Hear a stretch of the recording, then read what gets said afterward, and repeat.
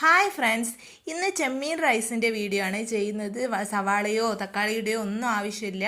ഇതെങ്ങനെയാണ് ചെയ്യുന്നതെന്ന് നോക്കാം. അപ്പോൾ അതിന് വേണ്ടിയിട്ട് ആദ്യം തന്നെ മഞ്ഞൾപ്പൊടി, മുളക് പൊടി, മല്ലിപ്പൊടി, ഉപ്പ്, പിന്നെ വിനാഗിരി എടുക്കുന്നുണ്ട്.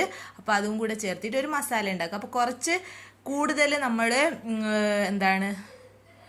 മുളക് പൊടിയും മല്ലിപ്പൊടിയും മഞ്ഞൾപ്പൊടിയും ഒക്കെ എടുക്കുക. കാരണം ഈ ഒരു മസാലയിലാണ് ചോറ് മിക്സ് ചെയ്യുന്നത്. ഇനി നമ്മൾ ഈ ചെമ്മീൻ ഫ്രൈ ചെയ്യാൻ വേണ്ടിയിട്ട് എണ്ണ എടുക്കുന്നുണ്ട്. എണ്ണയും കുറച്ചധികം എടുക്കുന്നുണ്ട് കേട്ടോ.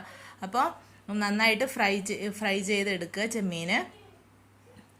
ഫ്രൈ ചെയ്തെടുക്കുമ്പോൾ അതിൻ്റെ കൂട്ടത്തിൽ കുറച്ച് സവാള, ഒരു ചെറിയ ഹാഫ് സവാള ഇട്ട് കൊടുക്കുക. പിന്നെ വെളുത്തുള്ളി ക്രഷ് ചെയ്തത് അതുകൂടെ ചേർത്ത് കൊടുക്കുക.